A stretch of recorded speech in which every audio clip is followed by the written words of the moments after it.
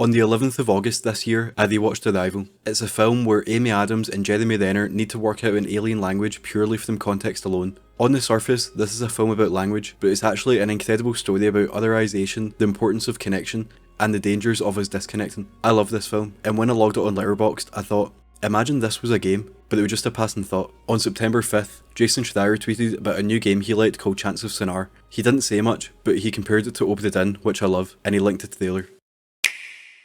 It starts off, and the first thing I noticed was the simple but stunning art style. However, as soon as I realised it was basically Arrival the video game, I turned it off and bought it immediately, and it is so clearly my game of the year this year. However, because it's a puzzle game that you play mostly in your head or on a notepad, I don't want to just be explaining puzzle solutions to you, so if you're interested in it, I'd recommend buying it and experience it for yourself. So to keep this video as spoiler free as possible, we'll split it up into 3 sections. Part 1, I'll explain the core gameplay loop and general design of the game, just so you can understand what it actually is. In part 2, I'll talk more about how the game progresses and how in depth it can get. And finally, part 3, where I'll talk about the game as a whole, the ending, the post-game, continuing on until I get the Platinum. So without further ado, let's Platinum Chants of Sennaar.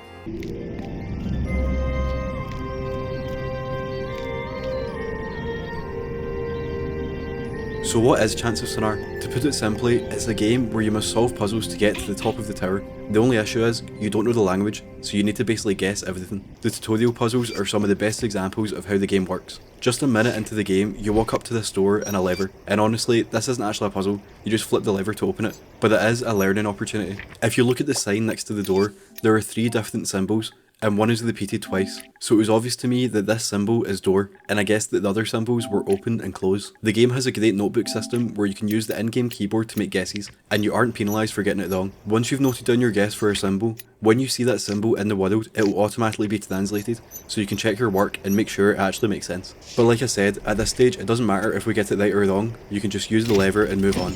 And instantly, we can test our hypothesis. Our notes had instantly translated this sign as open, open, close, open. So after setting these levers in that pattern, it worked. And the game now gives a chance to validate our answers. This is a mechanic in the game that allows us to test what we know and get the official translations back from the game. And for filling in the first page, we got our first trophy and could move on. Soon we met another character who said something to us.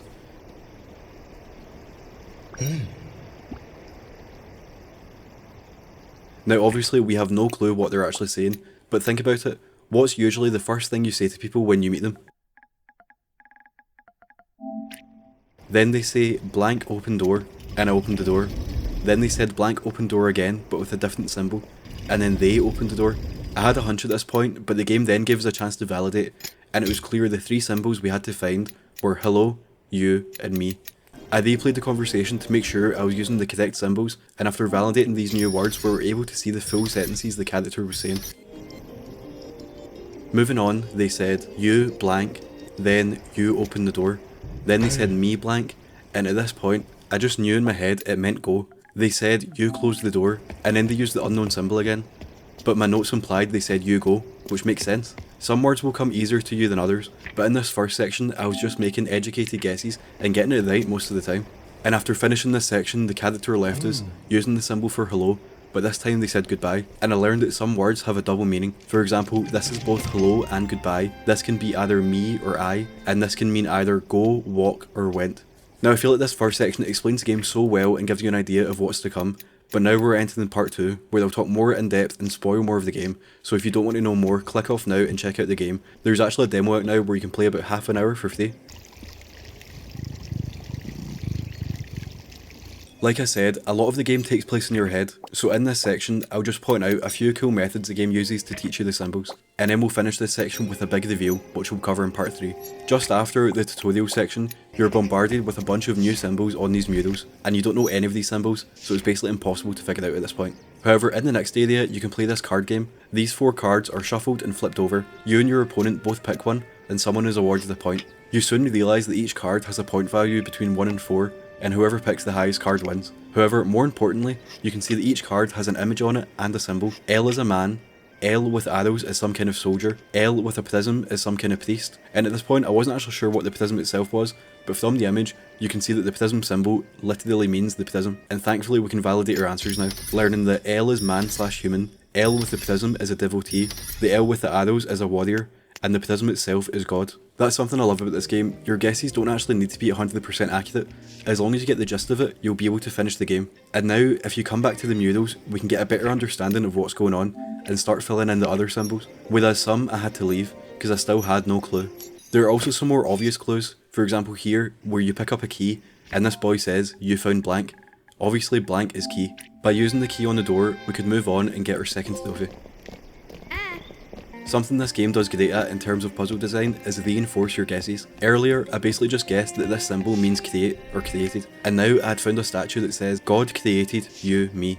I mean, it just makes sense, right? And the last thing I want to point out before we go full spoilers is that you'll notice a lot of repeated symbols with variations. For example, you realise early on that the L shape is a person, and like we've covered, these are devotees and warriors. So you can guess that the L lying down is either someone sleeping or someone dead. And when we find the graveyard in the city, we can confirm it. You'll also notice buildings and locations all have a square around them. So a dead person building is a graveyard, and a god building is a church.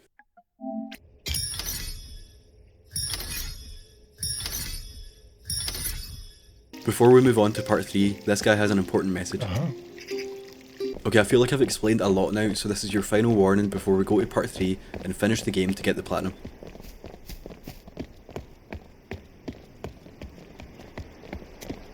An hour and 15 minutes in, we had worked out every symbol, so you might think we're near the end of the game. Well, we would be, if the game didn't have another language to learn. And another. And another. And another. In total, there's 5 languages in the game, each with their own rules and quirks that make them unique, and you'll have to learn all of them to connect the world. Like I said before, this is a game about connection and culture. The story is told in an ambiguous way, but it's essentially about a group of people who were split apart because they had different ideas about life. They eventually segregated and waged war, developing their own languages along the way, and growing farther and farther apart. So you have to bring them back together and teach them how to connect again. I highly recommend this game because I just think it's so brilliant, and it was made by just 2 people in their spare time after work. I've said a few times now, the game is too complicated for me to just explain puzzle solutions to you, so let's finish off the video by talking about the trophy list itself, and going chronologically through the game to get the platinum. Pretty much every trophy in the game is earned just by completing and 100%ing it, with a few miscellaneous ones along the way. So let's go back to the point we were at, when we had just finished the first area. At this point we had 2 trophies so far. In these tunnels we found a dead preacher, and then entered the second area. This is where the warriors live, so it has a bunch of stealth sections. But when you find the armory, you can put on a disguise, but you have to wear the correct disguise or they'll catch you.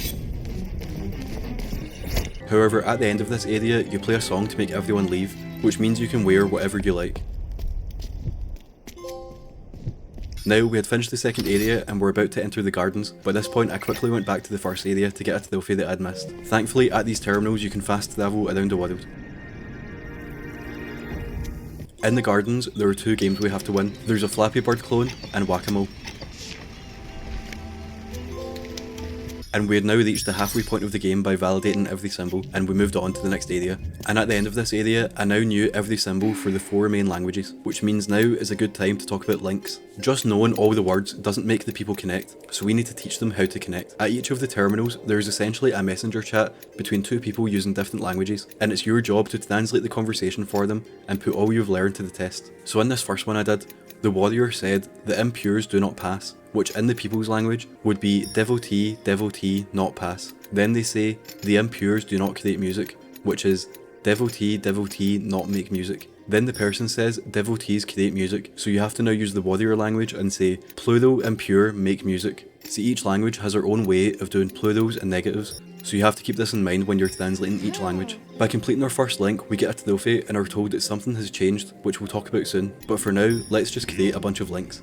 So something has changed. What this means is that people are connecting again and will now appear in other areas. For example, the bards have come to the library, the alchemists have built a cable car connecting the 2 areas, and the warriors have captured a monster in the labs. There's a few more changes, but we need to continue the story to see them. In the final area, we found the final terminal and validated every symbol in the game.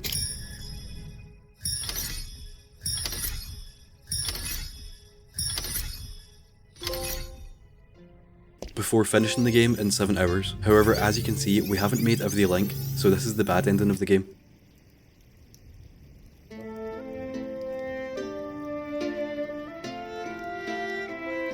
So we reloaded our save and head out to get the good ending.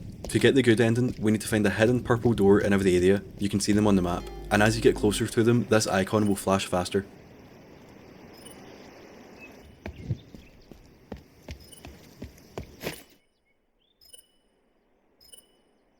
We ended up going the wrong way here, but we found that the alchemist had helped bring the garden back to life. Then we found the door and helped the person inside, which unlocked a new conversation for us to do using the terminals. So we continued our journey to find all the doors, noticing the changes we had made along the way, like that this door, which at the start of the game was shut and guarded, was now open and everyone had freedom of movement. We also saw that the warriors and bards had put aside their differences, and the bards were even putting on a show for them.